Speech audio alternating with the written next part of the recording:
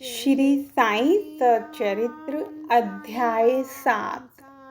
श्री साईं बाबा समस्त योगिक क्रियाओं में पारंगत थे।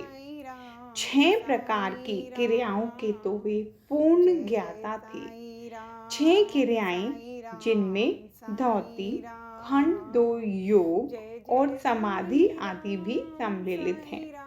यदि कहा जाए कि वे हिंदू थे तो आकृति से वे यवन से प्रतीत होते थे।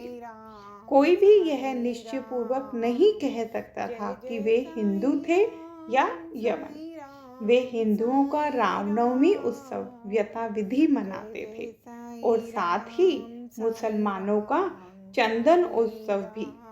वे उत्सव में दंगलों को प्रोत्साहन और विजेताओं को पर्याप्त पुरस्कार देते थे।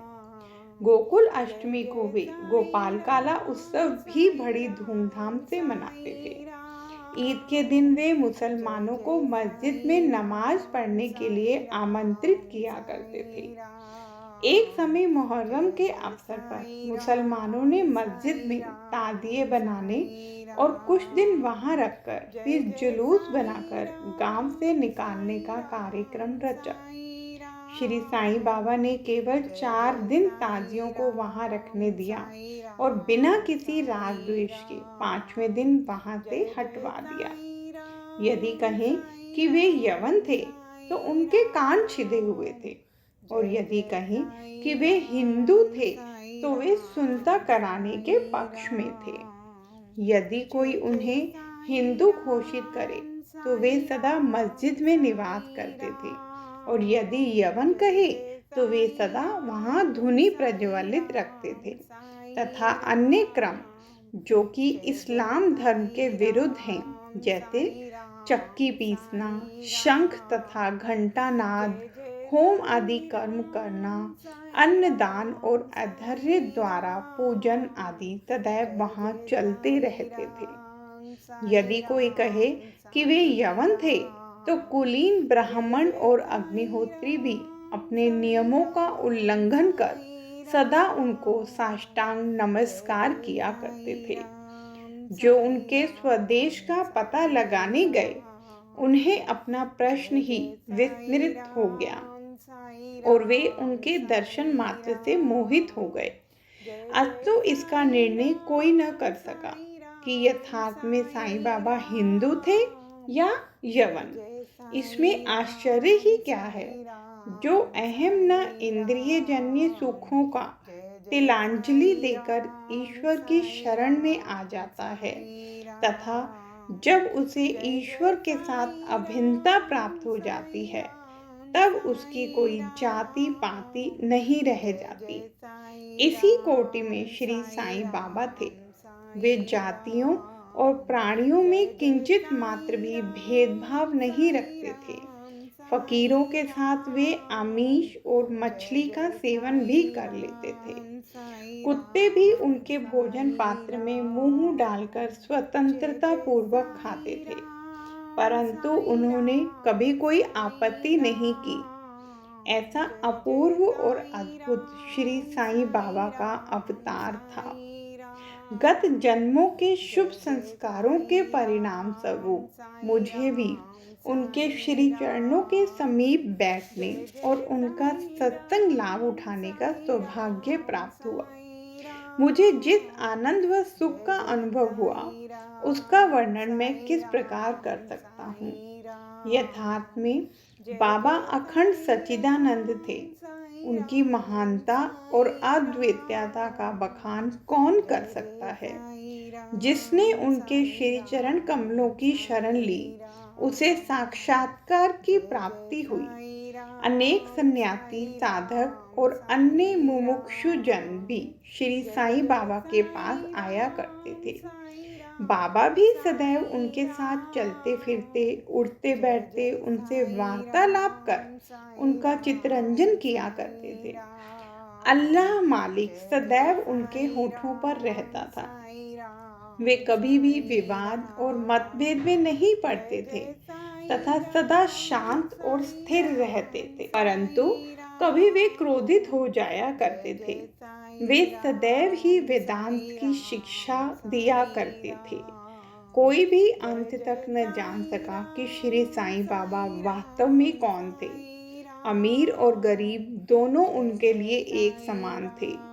वे लोगों के गृह व्यापार को पूर्णतः जानते थे और जब वे रहस्य प्रकट करते तो सब विस्मित हो जाते थे। स्वयं ज्ञानावतार होकर भी वे सदैव अज्ञानता का प्रदर्शन किया करते थे। उन्हें आदर सत्कार से सदैव अरुचि थी। इस प्रकार का श्री साईं बाबा का वैशिष्ट्य था। थे तो वे शरीरधारी, परंतु कर्मों से उनकी ईश्वरीयता स्पष्ट झलकती थी। शिरडी के सकल नर नारी उन्हें परब्रह्म ही मानते थे। बाबा की प्रकृति। मैं मूर्ख जो हूँ, श्री साईं बाबा की अद्भुत लीलाओं का वर्णन नहीं कर सकता। शिरडी के प्रायः समस्त मंदिरों का उन्होंने जीर्णोद्धार किया। श्री तात्या पाटिल के द्वारा शनि, गणपति, शंकर, पार्वती, ग्राम्य देवता और हनुमान जी आदि के मंदिर ठीक करवाए। उनका दान भी विलक्षण था। दक्षिणा के रूप में जो धन एकत्रित होता था, उसमें से वे किसी को 20 रुपए, किसी को 15 रुपए या किसी को 50 रुपए इस प्रकार प्रतिदिन स्वच्छंदता पूर्वक वितरण कर देते थे। प्राप्तिकर्ता उसे शुद्ध दान समझता था। बाबा की भी सदैव यही इच्छा थी कि उसका उपयुक्त रीति से व्यय किया जाए। बाबा के दर्शन से भक्तों को अनेक प्रकार का लाभ पहुंचता था। अनेकों निष्कपट और स्वस्थ बन गए। दुष्टात्मा पुण्य आत्मा में परिणत हो गए। अनेकों कुष्ठ रोग से मुक्त हो गए और अनेकों को मनोवांछित फल की प्राप्ति हो गई। पंगुओं की पंगुता नष्ट हो गई। उनकी कीर्ति दूर दूर तक फैलती गई और भिन्न भिन्न स्थानों से यात्रियों के झुंड शिरडी आने लगे। बाबा सदा धुनी के पास ही आसन जमाए रहते और वहीं विश्राम किया करते थे। वे कभी स्नान करते और कभी स्नान किए बिना ही समाधि में लीन रहते थे। वे सिर पर एक साफा, कमर में एक धोती और तन ढकने के लिए एक अंगरखा धारण करते थे। प्रारंभ से ही उनकी वेशभूषा इसी प्रकार थी। अपने जीवन काल के पूर्वार्ध में वे गांव में चिकित्सा कार्य भी किया करते थे। रोगियों को निदान कर उन्हें औषधि भी देते थे और उनके हाथ में अपरिमित यश था। इस कारण से वे अल्पकाल में ही योग्य चिकित्सक विख्यात हो गए। यहाँ केवल एक ही घटना का उल्लेख किया जाता है जो बड़ी विचित्र सी है। विलक्षण नेत्र चिकित्सा। एक भक्त की आंखें बहुत लाल हो गई थी, उनमें सूजन भी आ गई थी। शिरडी सरीखे छोटे ग्राम में डॉक्टर कहाँ? तब भक्तगण ने रोगी को बाबा के समक्ष उपस्थित किया। इस प्रकार की पीड़ा में डॉक्टर प्रायः लेप, मरहम, अंजन, गाय का दूध तथा कपूर युक्त औषधियों का प्रयोग में लाते हैं, पर बाबा की औषधि तो सर्वथा ही भिन्न थी। उन्होंने भिलावा पीसकर उसकी 2 गोलियां बनाई और रोगी के नेत्रों में एक एक गोली चिपकाकर कपड़े की पट्टी से आंखें बांध दी। दूसरे दिन पट्टी हटाकर नेत्रों के ऊपर जल के छींटे छोड़े गए। सूजन कम हो गई और नेत्र प्रायः निरोग हो गए। नेत्र शरीर का एक अति सुकोमल अंग है, परंतु बाबा की औषधि से कोई हानि नहीं पहुंची, वरन नेत्रों की व्याधि दूर हो गई। इस प्रकार अनेक रोगी निरोग हो गए।